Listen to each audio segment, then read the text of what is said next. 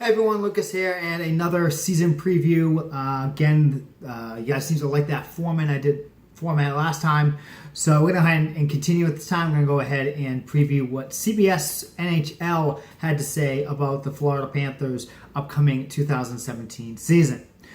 So it gets going with a year removed from first place finish to the Atlantic Division. The Panthers fell rather drastically in 2016-17, ending the season with a bottom 10 offensive ranking and a defensive standing not much better. Yeah, our offense and defense was absolutely atrocious last year, especially the offense. After coming off the 2015-16 season, our offense was just on fire that year. Not so much this go around.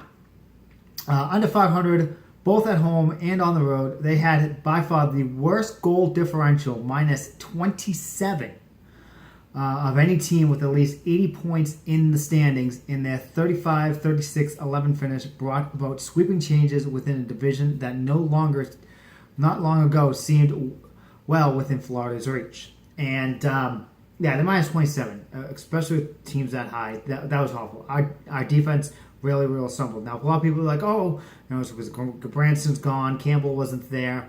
So Ekblad didn't have that leadership with Brian Campbell.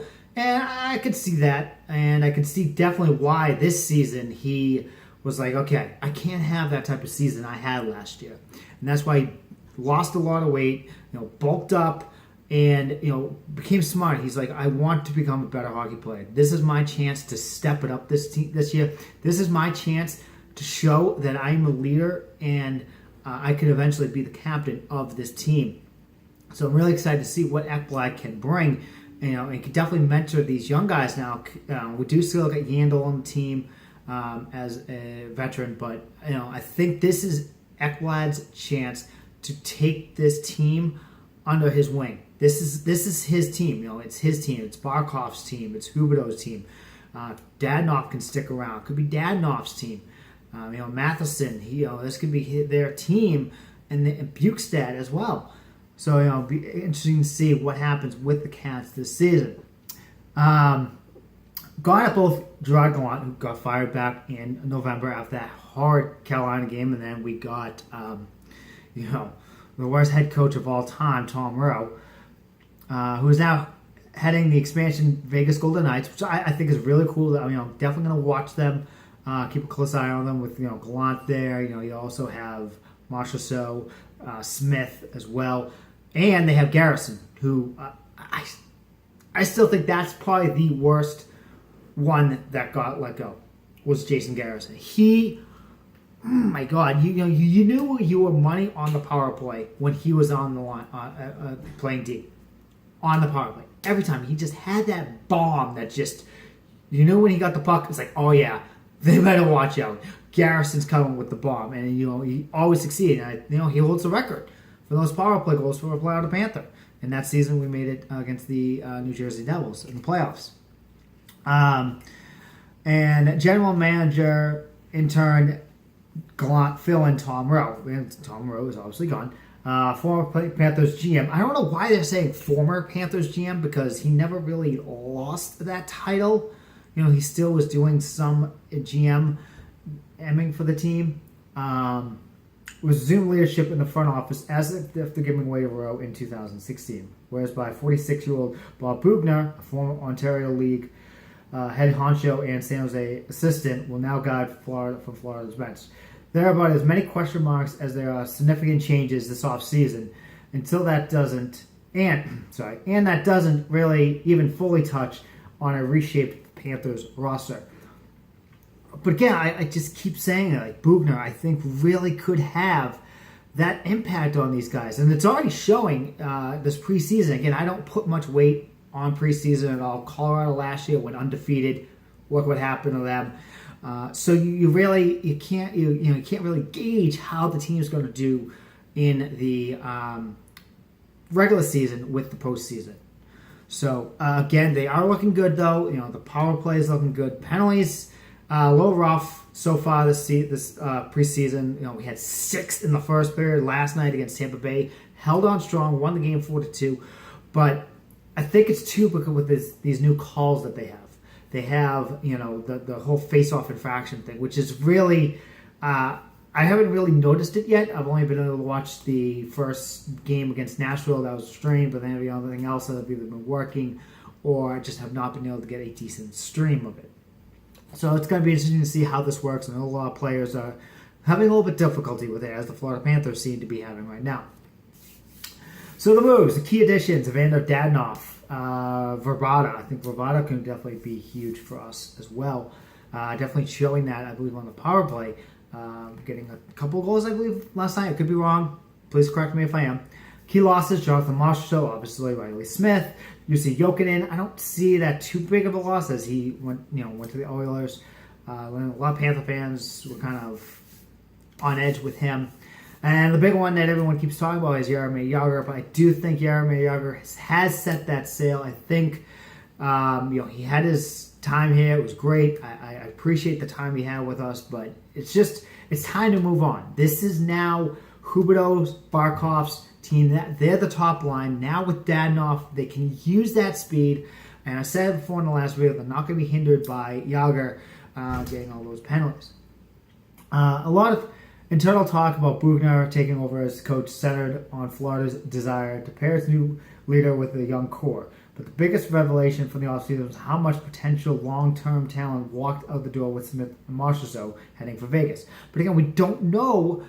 Smith had that 1 year. I still think he's a decent player. That's going to hurt. But Marchessault just had last year where he just exploded.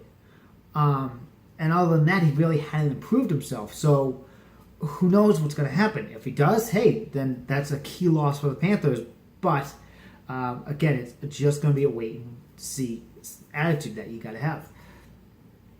The former landed Smith and Marchessault headed to Vegas. The former landed the Panthers a fourth-round draft pick, but exposed Marchessault, a 26-year-old 30-goal scorer, on the cheap in June's expansion draft, which was a downright puzzling move. Marchessault is still pretty cheap.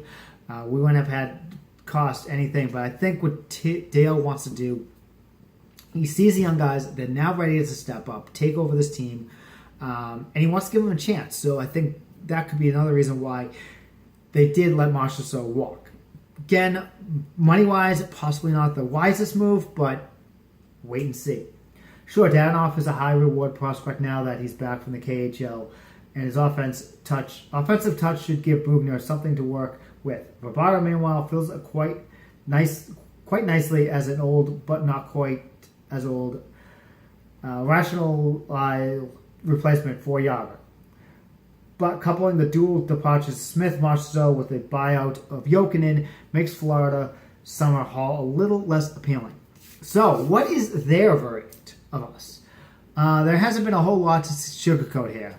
Whereas by other bottom-of-the-league teams like the Buffalo Sabres and New Jersey Devils boasted promising bits of long-term talent, I can't read today, talent, the Panthers are coming off a season where Grizzly vets on ice and in the front office failed to lift the team, and they didn't do enough this summer to suggest they're suddenly going to shift gears once the games begin this fall. The bottom line, Bugner may very well build something with his refreshing voice and closeness to players, but expecting an instant turnaround was far-fetched.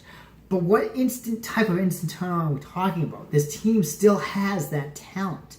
They can still, play at that level. It's just we just made some bad coaching move by firing Gallant too soon. We had Huberdeau out with that injury. Yeah, Gallant made some bonehead moves sometimes, but he was clearly a decent coach.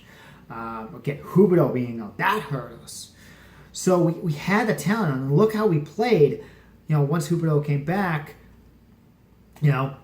so I think this team has talent to get into a playoff spot. I really do. I expected it's probably better. So, trying to find my spot back here. As close as play, but expecting an instant turnaround is far-fetched.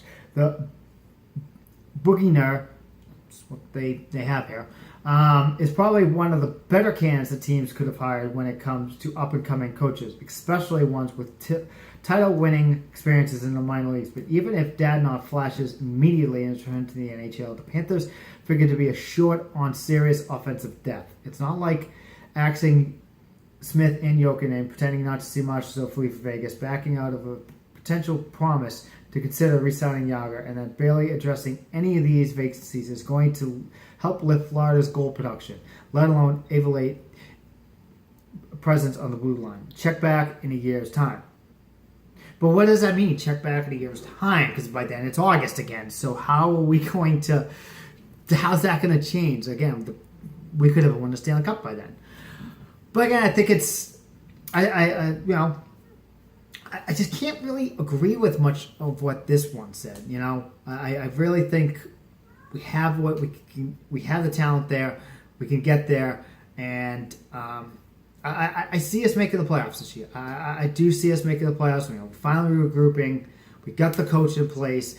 Hopefully, we can get through the preseason with no injuries and come out fully healthy and just come out on fire. So that's my thought. What do you guys think? Do you agree, disagree with my thing? Go ahead and comment down below with what your thoughts are. And as always, hit that like button, hit that subscribe button, and I will see you in the next preview, which I probably will have out on Wednesday. I'll probably put out another one Wednesday. So look forward to that, and look forward to seeing you then.